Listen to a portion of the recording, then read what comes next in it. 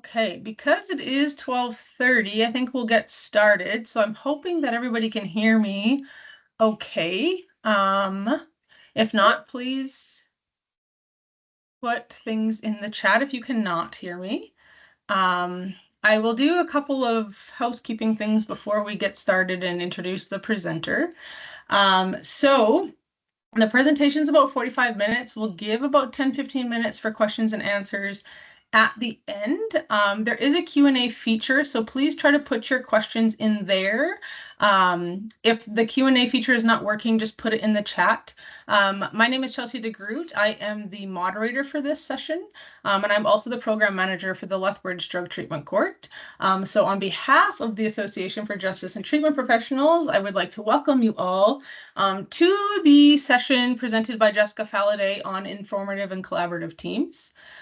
Before we get started, I would like to give a land acknowledgement. I would like to acknowledge that we are on Turtle Island, home to many Indigenous peoples and has been since time immemorial. I express my gratitude to the lands I am moderating today, which are the traditional lands of the Siksikaitsitapi, which is the Blackfoot people, including Siksika, Kana, Piikani, and Amskapi Piikani. I also recognize the Tsuut'ina, Stoney, Métis, and other nations that now call this place home. So without further ado, I will let Jessika introduce herself and take it away. All right, let's hope for the very best when it comes to presenting and technology. I'm just going to pull up my presentation. So when we were first talking about what important information we wanted to get out there when it comes to drug treatment court and what we wanted people to know, we talked, of course, about the importance of the multidisciplinary team, because it's so vital to the program's success and plays such a key role throughout the program. But we also wanted to talk about how to be an informed multidisciplinary team, and being informed, what that meant was informed on best practices, but also informed on each other's roles and ensuring that the program is successful and that the participants can get the most from it. I was, of course, worried right away, how was I going to make this fill the time? But I've just recognized that regardless of how much time this takes, you're going to get some really good information, and I hope that you take something away from this, something that will be of value for you and the teams that you work in, maybe some changes you can make. Or at the end, you can also share with us some of the changes or some things that you might do different that work well for your team. So I'm just going to slide through and hope that everything works when it comes to technology. Perfect. So a quick agenda. I'm going to give a little introduction of myself. I don't want to assume that everybody read the bio. However, I also want to ensure that there's a little understanding of myself, my experience with this. Then we'll talk about what is a multidisciplinary team, go over what our multidisciplinary team looks like in the community that I worked in when I was on the team, and now the team member that I currently supervise. And then we'll look at how we can utilize this team to support long-term change in behavior and the role that the team plays in changing that behavior long-term. We'll talk a little bit about what R&R is and the role that it has on the multidisciplinary team. And then lastly, end on talking about 3 pillars that I think are vital to having a successful team, 3 pillars that I've relied on throughout my entire career, which are transparency, respect, and communication, and the role that those 3 pillars have on the multidisciplinary team. So without less further ado, we'll get started. And so my name is Jessika Falade. I am first and foremost a mother of 4. I have a 13 turning 14-year-old son, an 11-year-old son, and twin 4-year-old girls. I'm a wife. My husband works within the Correctional Service Division on the custody side, so sometimes I get a little bit exposure to what that looks like, and so a very valuable support he can be sometimes. I am also a senior probation officer within the community that I work in. I'm new to this role as a supervisor in our office. I took this on about a month and a half ago. Prior to that, in which the bio speaks to, I worked at the training academy in Alberta. Our training academy is responsible for, in Alberta, the induction training for all probation officers, correctional peace officers, and sheriffs.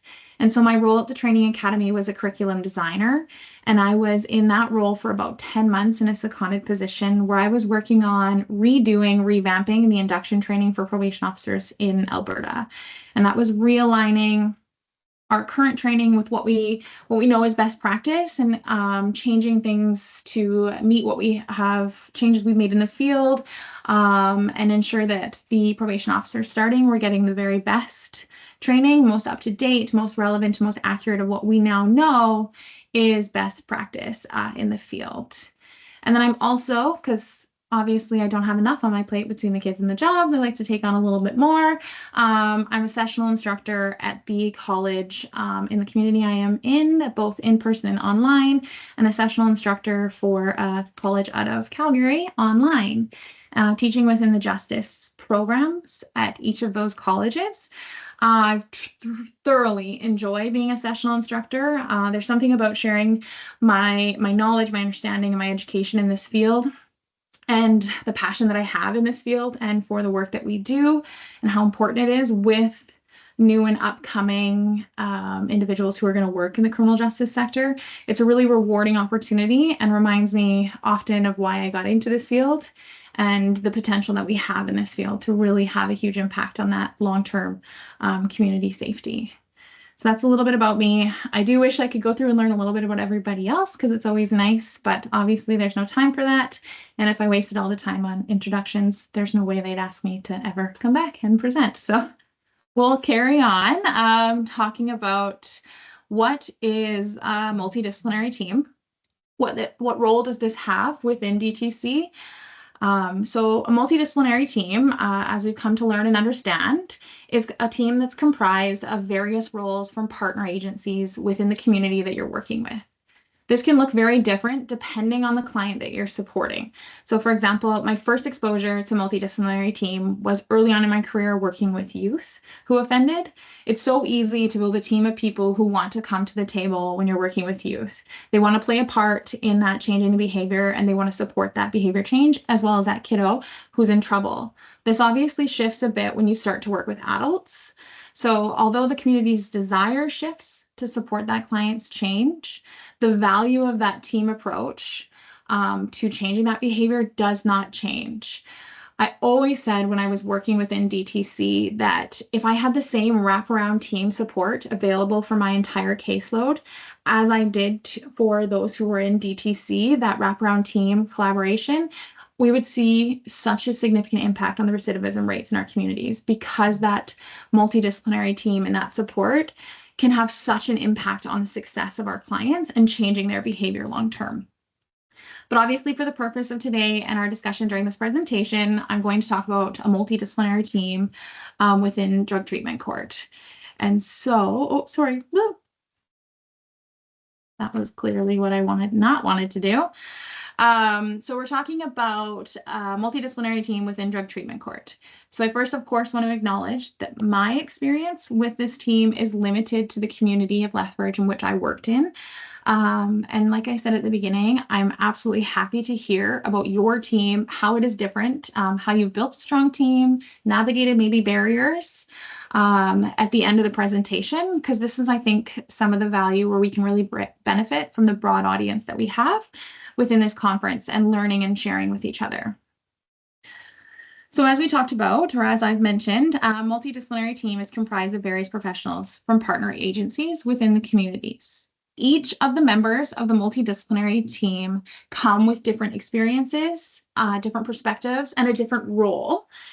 The beauty of the multidisciplinary team is that the desired outcome is the same.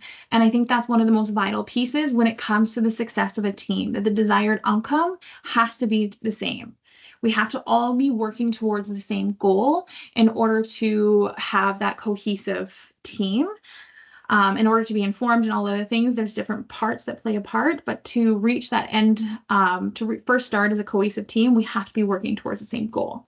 For drug treatment court, our desired outcome is supporting that long-term community safety through effectively changing criminal behavior and reducing criminal activity in our communities.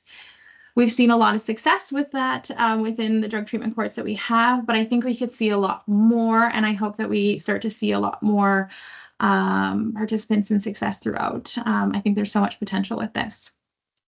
So a multidisciplinary team, how does that work within DTC? Works collaboratively to support behavior change. So this obviously starts very early on. Applications come to DTC within our community. There's various screening processes that play a part in an applicant's getting into the program. First, they're screened through the Crown prosecutors, and then if they pass that screen, they're passed to the police officers to perform a screen. The police officers are usually the officers who have a little bit more involvement with them. So for example, our city police take on the files that are more city police, and then the RCMP take on the files that are in the outskirt communities that maybe our local city police didn't have as much to do with. If the individual or the applicant clears both of these, they're referred to the treatment team and probation officer to perform together a motivational and risk assessment.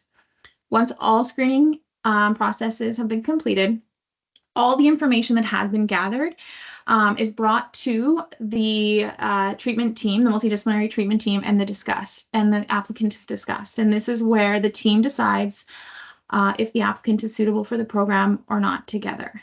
And then that collaborative approach continues throughout the applicant's time in DTC. So each member of the team really brings their experience and their understanding of the client, the process, and what success looks like for that applicant to the decision-making table to hopefully have a more informed decision and what will look like a successful time for that applicant in the program. That collaboration continues throughout, and then it plays a vital role during pre-court meetings. The team will get together and continue to collaborate on decisions and discussions when it comes to rewards, sanctions, dismissals, concerns we might be having with a client, barriers we might be facing with a client. Like I've said, and I will say many times, the beauty of having this many people around the table is people have different connections. It can really help navigate barriers. Also to share successes and to take their perspective on the successes and to share in those successes with the applicants. We really rely on each of these team members to support not just the DTC program and its success, but also the applicant throughout the entire process. So as I jumped ahead a little bit earlier, you saw we have various members on our multidisciplinary team, and I'll just kind of go through a really quick blurb about what they are and the role that they have. The justice is responsible for court oversight, the delivery of sanctions and rewards, as well as monitoring the individual's overall progress. I think something that it was really stood out to me during my studies in my master's was that the justice played such a role in influencing behavior, regardless of the individual. When they were engaged in criminal behavior, they continued to hold the judge and the justice's word to a high regard.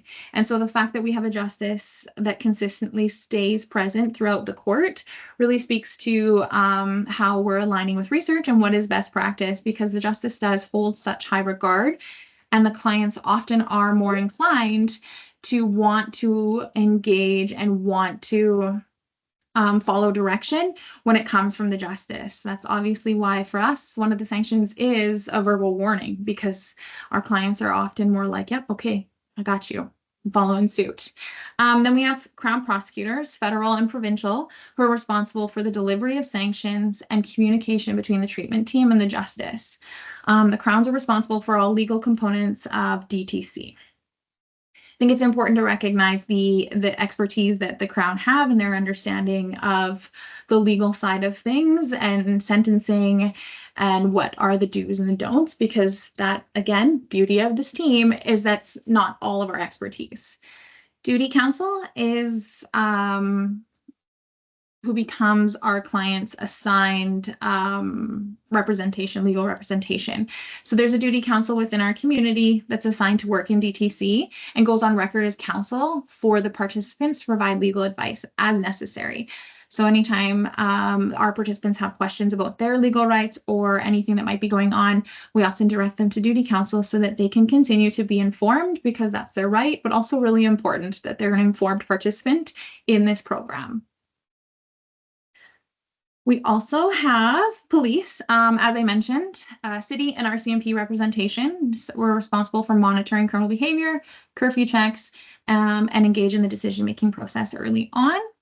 Case managers, who I would say are probably the ones really in it in this program, they provide support to the participants throughout all phases. They collaborate with probation and the participants to develop a treatment plan, complete assessments, and set goals. They're also responsible for assisting the participants in targeting not only the criminogenic needs throughout the treatment plan, but also the non-criminogenic needs that probation officers and other supports cannot support them through. So this includes housing, which can be a really difficult barrier for a lot of our participants to secure, employment and education, transportation. Case managers also conduct drug screens, and they're also in constant communication with additional community stakeholders who support our participants. So that can be counselors, volunteer organizations, mentors, landlords, and other people who play a role but maybe don't sit at the table. The program manager in our community is responsible for overseeing all the DTC. So all requests, phase movements, sanctions, rewards, etc. are all approved by the program manager. The program manager is required to be involved in any issues with a participant, their participation, and support any way to mitigate the issues that are at hand. The focus is obviously to support the participants to be in the program and obviously navigate any barriers, and it just takes that team approach. Then we have, most importantly, no, I'm kidding. It's obviously my bias coming out. No, I'm kidding. Probation officers who are responsible for supervision of the release order conditions.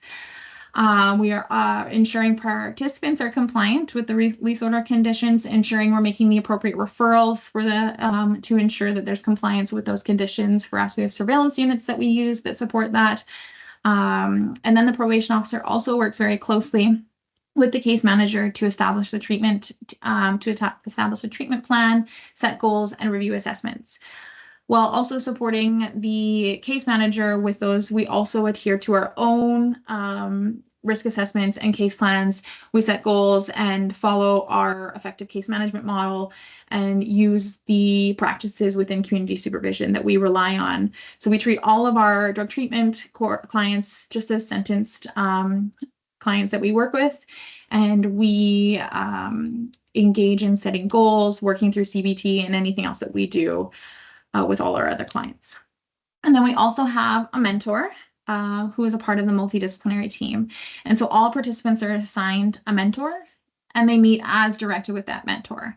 So mentors are individuals who are also in recovery, maintaining long-term abstinence, and graduates of the DTC program. It provides that vital piece for our participants who can have somebody who just might get it, right? A conversation they can have with an individual who just might understand a little bit more than the participant feels the rest of the treatment team does. But the treatment team, everybody collaborates and maintains contact with each other so that we can avoid any type of triangulation or manipulation from any participants, because early on, sometimes that can be something we've noted and seen. And so it's really important that we engage in that conversation with each other often to ensure that we avoid that or giving mixed messages, because that'll be something that a client very easily picks up on and will run with it. If they can find any holes in a team, they'll use that to their benefit. I always joke that it takes a village to raise a child, and we know that. It also takes a village to change this type of behavior that we're working with. And oftentimes clients are similar to children that we're trying to raise. If the children know that they can manipulate mom and dad, or they can find a hole, they're going to do it. Clients are the same, right? So that cohesion, that understanding, and that support for the team is absolutely vital. And when you have 8 people around a table, there's a lot of people to ensure there's communication and collaboration between. So that goes without saying, there's obviously going to be some bumps in the road. And so hopefully after this presentation, you'll understand not only the value of the team and the importance of the collaboration and R&R in the team, but also that their barriers are going to be present, and hopefully come up with ways that you can work through and navigate those. So I said we'd talk a little bit about what the multidisciplinary team, their role when it comes to changing behavior. And so something I always say to colleagues and students I'm supporting or helping their learning grow is that we're working with humans. And when we're working with humans, we have to recognize that we are always learning and that behavior is always changing, and there's going to always be research to seek a better understanding on how we can effectively change behavior. So in our specific fields, the behavior we're working to address and change is obviously criminal behavior. And this is where things sometimes get a little dicey or questionable when you're working. The sorry, I got distracted by the chat comment because it popped up, and it's hard to turn your brain off and not read that. But we'll definitely get to the comment at the end. So just give us some time, sorry.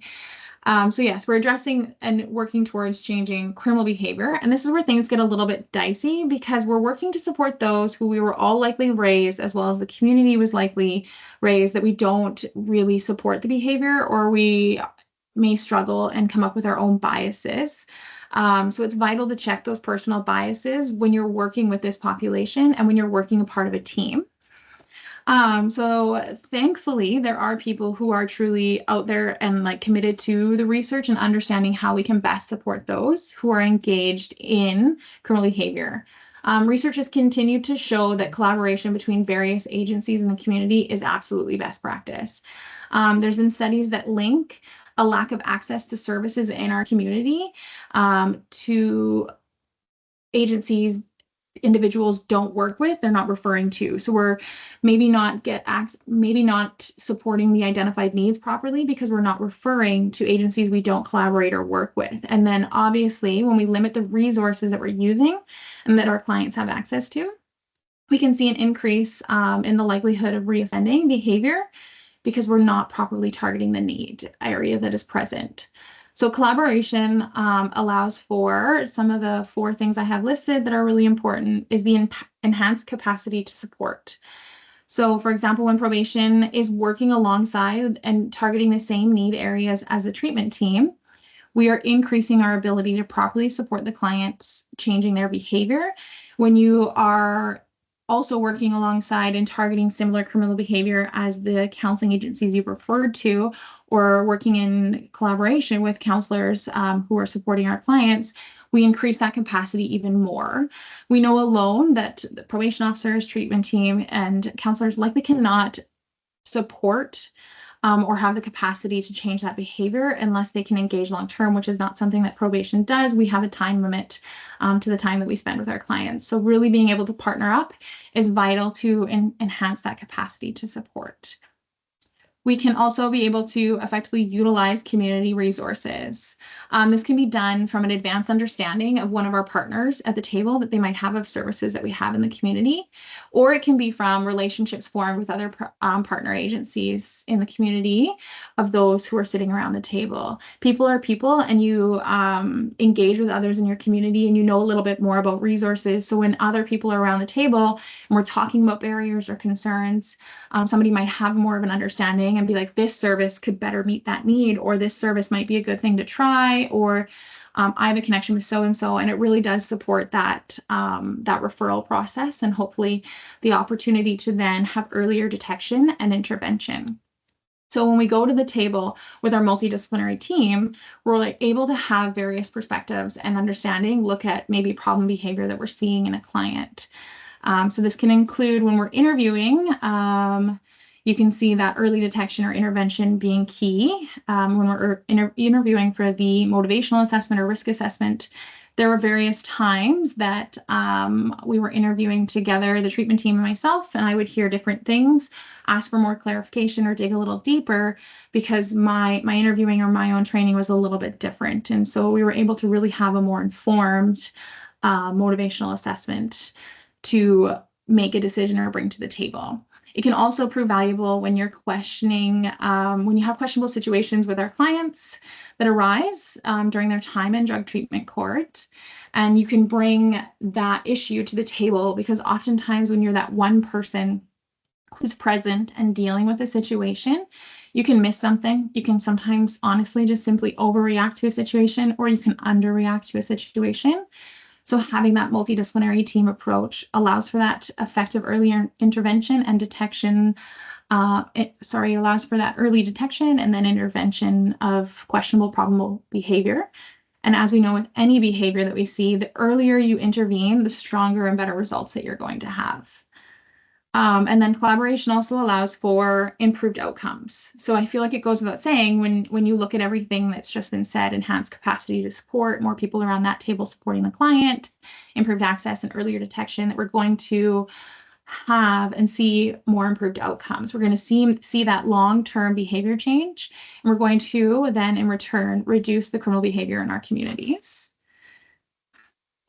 So when we look at the change collaboration and what is best practice and what is a guided collaboration and what is informed collaboration and what role does that have in changing behavior, I think it's important to always acknowledge that a team, any team, multidisciplinary team, is truly only as effective as the team members. So as we all learned at a very young age, being a part of teams, if you played on a team, you work better when you work together and not against each other.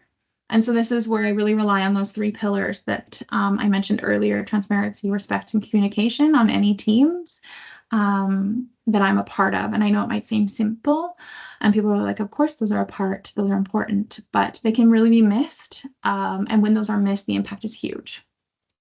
So there was an early exploration of what collaboration in the justice sector looks like in 2005 by Madeline Carter for the Center of Effective Public Policy. She explored collaboration and challenged the segregated approach to addressing criminal behavior that we all have come to know and be a part of. Without even realizing it, I think that we are in roles sometimes in the justice system that work in silos or segregation. And so this early exploration paper really looked at and challenged that. And it was found throughout that the research demonstrated an overwhelming value for collaboration between agencies. It was also very clear in that research that there's a need on a team for a skilled conveyor who can just serve as a point for the team. I think this is where we see the importance of having guided collaboration, because we're going to run into obstacles. We're going to run into barriers when we're working on a team. And it's important to have somebody who's skilled and understands those to navigate and support the multidisciplinary team to establish the resources that are needed to get back to that collaborative process and ensuring that the overall needs of the system, the program, and the community are still being met. What's important when it comes to having that point of contact or that leadership within the multidisciplinary team is that leader actually must have a bit of not be apprised to the nitty-gritty and the details, but they have to be apprised to the ins and the outs of each team member's role in order to support that collaboration. Because how do you ensure cohesive and collaboration when you're not really sure of the pieces of the puzzle? And so the leadership on that team must also be informed of best practices when it comes to what is leadership, what is collaboration, and then most importantly, I think they have to be aware of what's best practice to changing criminal behavior. Because if that's the utmost goal of the team, you're working towards changing that behavior, you have to be aware of what is best practice in changing that behavior to support your team to work towards getting to that best practice or that desired goal and maintaining that consistent desired goal. So that kind of brings us a bit to what is R&R and the role that has on the team. So really quick, just to ensure that everybody has a bit of an idea of what it is. Risk-Need-Responsivity was developed in the 1980s and first formalized in the 1990s by Andrews, Bonta, and Hogue. Hopefully I'm saying those names right. Always feel bad when I get names wrong. The R&R model is essentially what those working with criminal behavior in most cases rely on when developing programs to change that behavior. R&R is a model to follow when you're developing programs for those who are offending criminally. It's a model that is abided by from various programs throughout Canada and throughout the UK and through the United States. The R&R model informs programs in which we then implement in our client interactions. And in this case, and what we're talking about today, R&R can also provide us a model in which we can model our courts after to ensure that we're being effective and working with those who offend. It might look a little bit different because not everybody plays a role in each piece of R&R, but that's okay. I think it's important to have an idea of what it is and understanding that that is the model that's being adhered to. So the risk principle states, the first principle is the risk principle, and it states that criminal behavior is reliably predicted and treatment should focus on the higher risk to moderate risk offenders. Interesting enough, I think the following session here talks about validated risk assessment tools and the importance of targeting the higher risk individuals. So that'll be really valuable for you guys to follow suit. The need principle highlights the importance of targeting criminogenic needs in the design and delivery of the program and treatment that we're following. If we're not targeting the need principle or the needs that have contributed to the criminal behavior, we won't see change in the behavior of our clients.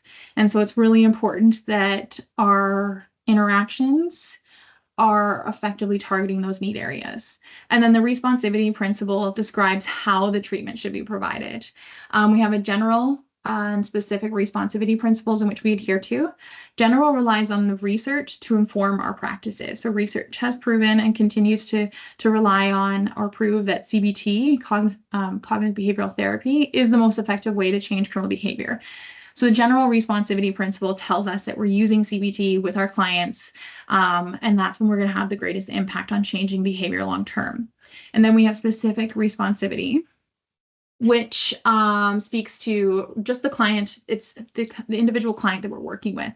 What and how do we support them as individual? What factors play a role? And what do we need to consider in their learning, their abilities, and the barriers that they might have?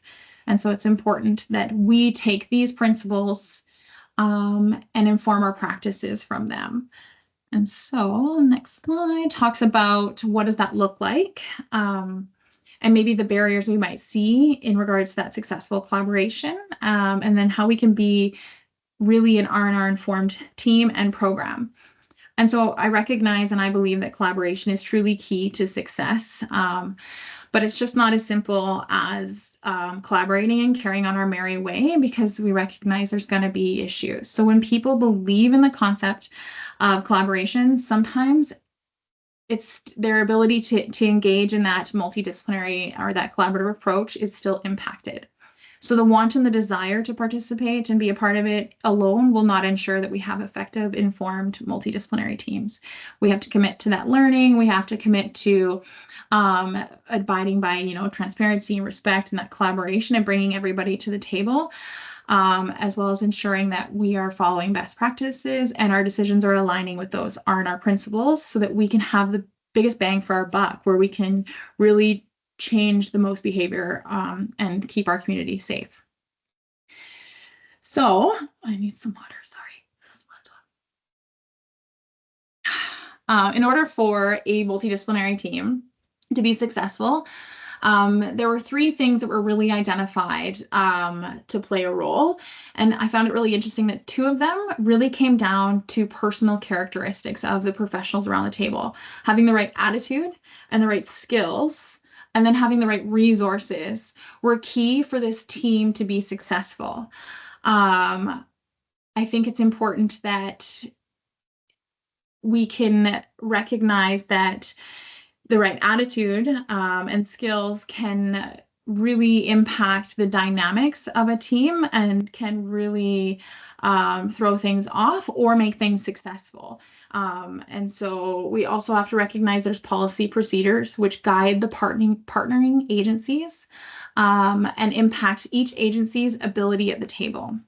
So some of the stuff that came from that earlier research that I had mentioned is that we have to recognize the individuals that we have and the professionals that we have sitting around our table when it comes to a multidisciplinary team. We're asking justices, prosecutors, defense lawyers, police, and correctional service staff to participate in a team where agreement on sanctions and approaches and rewards are all being made collaboratively. And we need to recognize that this can at times prove to be a bit difficult. It's important to acknowledge that criminal justice professionals often do not identify as collaborative decision makers, but are individual decision makers. Each of those individual professions within the criminal justice world are responsible for very vital decisions, which often are made on their own and can have lasting impacts to community safety. So I'm not necessarily advocating for that individual decision making, but just recognizing that that is the nature of the professions of the individuals we have sitting around the table. And we must recognize that we're asking each of these various agencies to stray away from their training in a sense. And that's not a simple ask, that everybody is committed to their careers and engaged in their careers and believe in their careers. And so when we ask for something to be a little bit different, it is sometimes a big ask.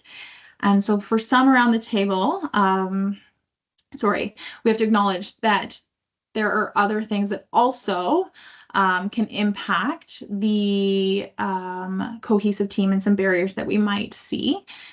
There's what's referred to as a competition for resources. And when you think about some of the contributions or what contributes to conflict, competition for resources is something that plays a role. And so this can look different. This can be resources for time, resources for funding, resources for resources in the community. And this can really play or really can be a barrier for those around the table. And so for some individuals who are at the multidisciplinary table, their job is dependent on the funding and the program, which is impacted obviously by the success of the program. For others, however, they're working a part of the team as a side of the desk project. This is something they've taken on and they're doing off the side of their desk along with their other full job and other asks that are required of them. This can obviously does not lend to the ability to fully invest. And that can also be a direct impact of this time resource that they have available to give to that team. There can be pressures from external sources, which can really impact the function of the multidisciplinary team. That can be external sources, media in the community. It can be funders, which can have an impact on the function of the team and increase the stress. It can be through the demand of wanting to increase numbers that you have in the program, or not having enough staff to properly support the numbers that you have in your program. It can be through budget cuts or other important financial impact that we don't have control over around the team.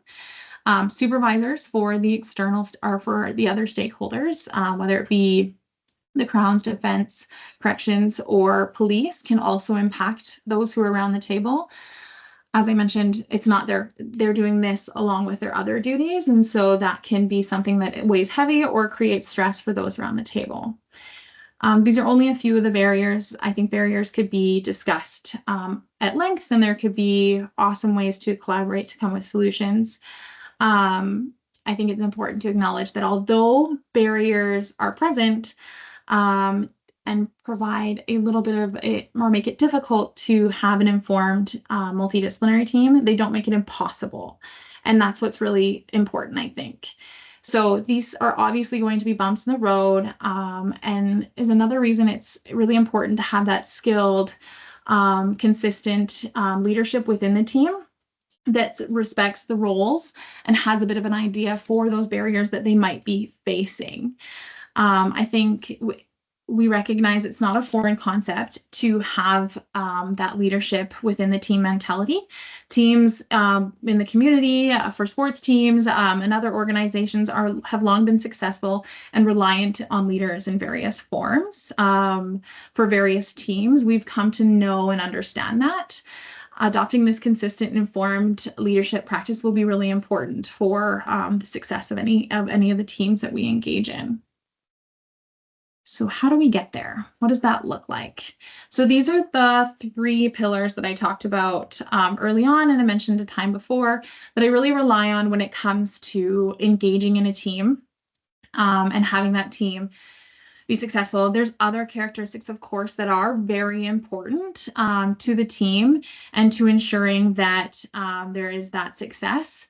But these are just the 3 that I think are vital, and that's been my own experience. So transparency, obviously, is a valued principle by all those who are a part of a team. However, understanding why this is a valued and a key Understanding why this is a valued characteristic or pillar is key to actively engaging in transparent practices. So transparency itself promotes trust throughout a team. And when a team is mutually understanding the goal of the program or the task or the project or whatever you're working on, the team will seek to move towards that goal in unison. This naturally encourages motivation from the team and keeps everybody moving towards that desired goal. Transparency also fosters growth within a team. When a team is transparent in sharing information about each other's roles, performances, daily responsibilities, or role on the team members can learn from each other's successes and even failures. And this can also assist in navigating potential barriers, because when you understand each other's roles and responsibilities and the decisions made on the team, you can, through that transparency, you can respect that decision that's been made or support that decision that's been made or understand it a little bit better. Transparency also increases loyalty. We can all agree that no one really likes being uninformed. So when you have an informed team who trust each other and understand each other's roles, we can make more informed, effective decisions for the participants that we're supporting. Respect is my next pillar that I think is vital, and I think it seems easy. However, I think it's important to acknowledge that respect and like often get mistaken, and they're not the same. We can respect someone and the role that they have, the contributions they bring to the team, but we do not have to like that person. That's okay. We don't have to like everybody that we work with, but it's very important to respect the role that they have and their contributions. I think communication is key to respect. Respectful communication will ensure that the multidisciplinary team members feel confident in sharing their ideas and concerns. The point of having the team is for these ideas to be shared. Talked about one of that being one of the key things that come from a multidisciplinary team, which is that valuable perspective that other people bring. We need to foster an environment where that's continuously open and that sharing is happening. Communication is required communication is required in order to hear and to be heard. But however, as we understand, multidisciplinary team is made up of a variety of organizations and people. So this will obviously come with a variety of communication styles, preferences, and needs. And so it's vital that the communication is open and consistent throughout. This is, again, where you rely on that skilled leadership to ensure communication is flowing both when you are seated around the table and when you are not. Because when you're not around the table, decisions and things are still happening, and that communication needs to be consistent throughout. We also have to recognize that communication is fueled by the other two pillars, respect and transparency. Good communication can lead to understanding and informed decisions being made. Poor communication can lead to confusion and misunderstanding, which can really diminish the team's ability to achieve the goals of the program overall. So obviously, I think that these pillars seem simple and easily a part of our daily duties. When they're forgotten, the impact is huge. And oftentimes, you don't realize they're the forgotten pillars or something's going wrong until things start to dismantle. I believe that you can resort back to reestablishing that cohesive team and that collaborative team and finding common ground when it's lost. I think that looks like re-engaging the team in team events, team learnings, having the opportunity for learning. Knowledge is power. The more that you're taking on to learn, the better you are. An instructor once said to me, and I'll forever carry it with my career, when you're green, you're growing, and when you're ripe, you're rot. So take that opportunity to take on learnings as a team, to develop as a team, or any other forms of team development when you find that your team might be impacted or there might be concerns about communication, the respect or the transparency within your team. All right, so a summary, because we're hitting that 15 minutes mark. So that's about what I thought. So when you come together, when you come to a table with multiple organizations and individuals, you bring a wealth of knowledge and experience. However, we have to recognize this is obviously not always going to run smoothly. So in order to be informed, effective, multidisciplinary team, it's truly about understanding what works to address criminal behavior, working through the barriers which are present when you work on a team, and remaining focused on that desired outcome and the goals of the program. So throughout this presentation, I'm hoping that you've kind of established a bit of understanding for the benefits of that multidisciplinary team. Recognize that there are barriers and that that's okay. They're going to be present, but they can be navigated through. When we're working with the complex population that we work with within the drug treatment courts, we cannot undermine the value that the multidisciplinary team brings. The ability to tap into the different skills and approaches is truly invaluable when you're working at addressing criminal behavior. Each professional around this table brings valuable perspective and experience, which cannot be properly heard when you are without being transparent and respectful and using that communication, which is so important. It's truly vital to put those principles or those pillars into practice within a multidisciplinary team. Another important concept that I hope that you guys take away from this presentation is the importance of R&R in the process of a multidisciplinary team. Thanks to the research and the researchers who have been devoted their career to establishing what does truly work in changing criminal behavior, we truly have a framework and an understanding of what works to change criminal behavior. And although not everyone is going to take an active part in each and every step of that process, being informed and understanding how R&R fits into our team and into the program from admission to graduation is vital to understand the decisions that are being made. We need to align our team and our practices with what has been proven to work to change criminal behavior. Not obviously asking for every team member to get into the CBT with each of the participants, because that would be a large ask and would not be productive. I'm saying it's vital for each team member to just truly respect the importance of R&R and understand that the principles that those who are actively engaged in the changing of behavior are reliant on and support the decisions that they are making. Thank you. Okay, thank you, Jessica. I'm not sure if the Q&A is working. I can see that people can ask a question, so if someone has a question, maybe they want to give it a go to type a question in the Q&A. If not, you're welcome to put it in the chat, and then we can have Jessica answer those questions.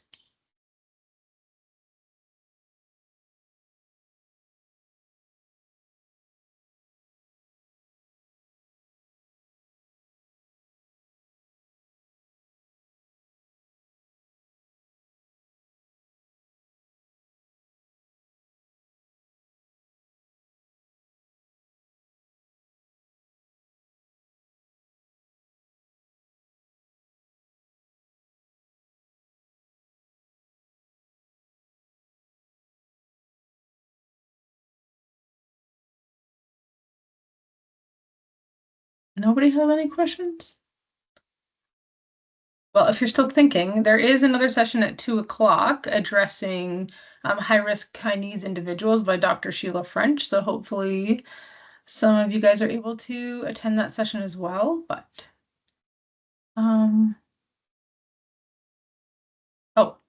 I think maybe Danielle, that question might be to the person who made a comment in the chat. But addressing the idea that what you were saying is paternalistic. Oh. Danielle, maybe, well, I don't want to call people out, but maybe do you want to explain that? Is that question to Jessica or the person who initially commented that in the chat?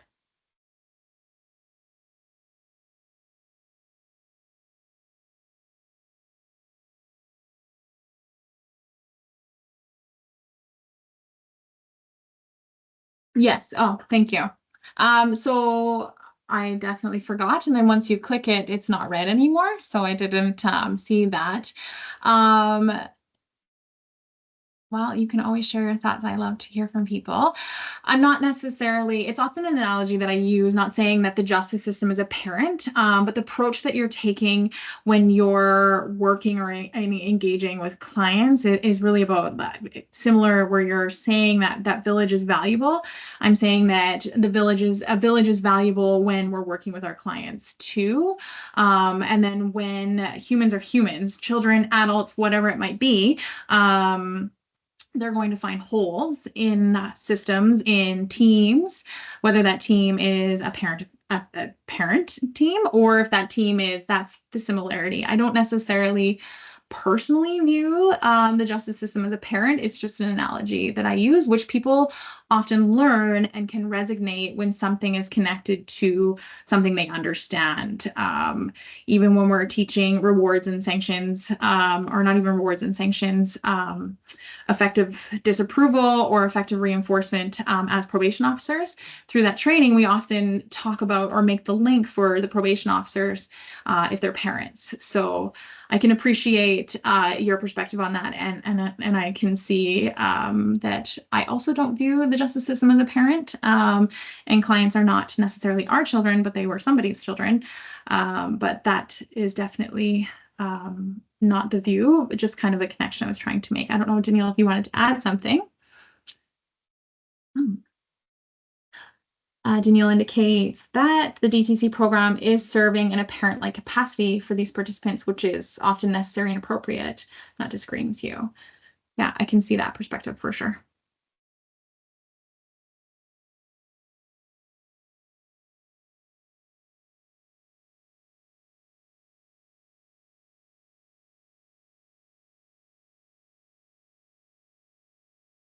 The Q&A feature does work, we've confirmed. So either option works. Got 7 more minutes. Thanks, Danielle. Yeah.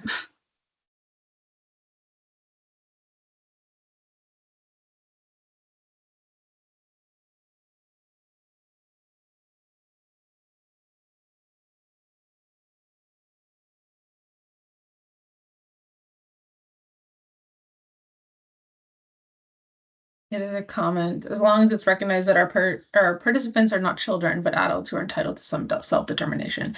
And I think if I'll just add a piece too, I think it's really, we're just teaching adults the skills that they may never have been taught when, they should have been. So I think there's a piece to that too, but. Yeah, I think it's absolutely important that they're not recognized as children in the program at all. It's really just that making that connection to maybe something that is understood, or to ensure that learning or comprehension.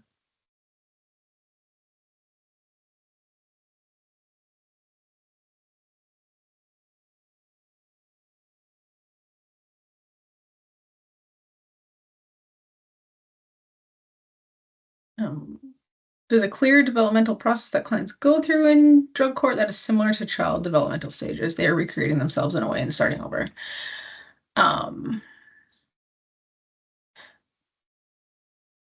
Help guide them often. They weren't able to have this parenting as actual children. Yeah, I think you're right. I think, yeah, maybe not splitting hairs. But I think, yes, historically speaking, I think drug courts have been a little bit more heavy-handed, where I think we've shifted. I think it was just an analogy that was used to maybe help better make sense of things that might be a different concept. Lots of people have never heard of some of this stuff before. So I think just trying to make sense for people, because we don't know who's in the audience either. So but I appreciate everybody's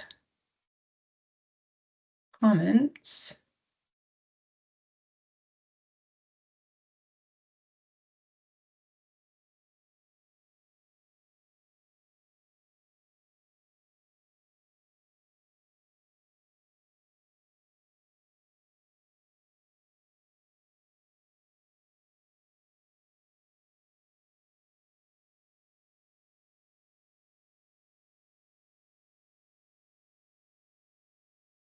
Anybody else?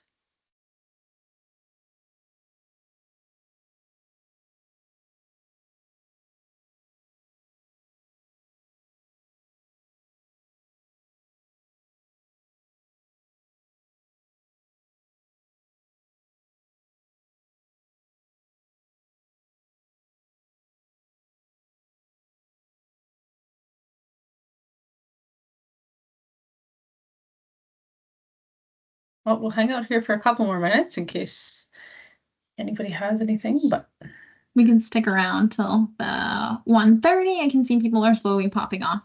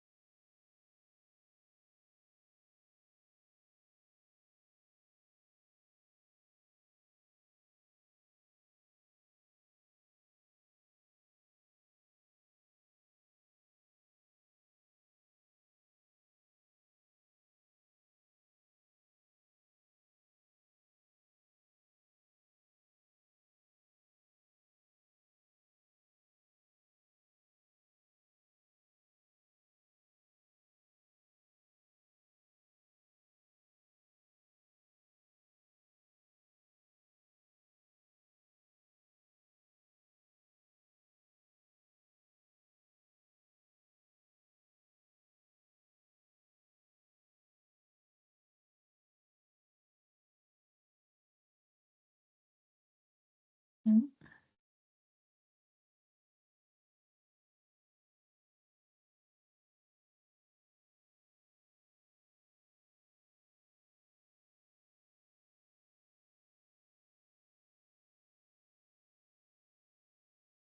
No, I don't think I can stop.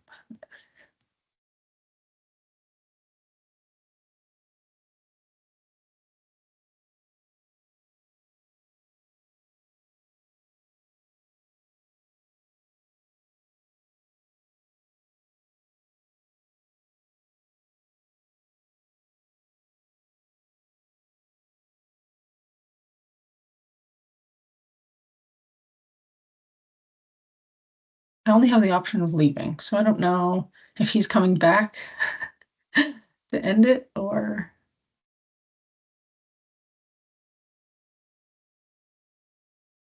Let's leave. It's recording, so it's probably best. Okay.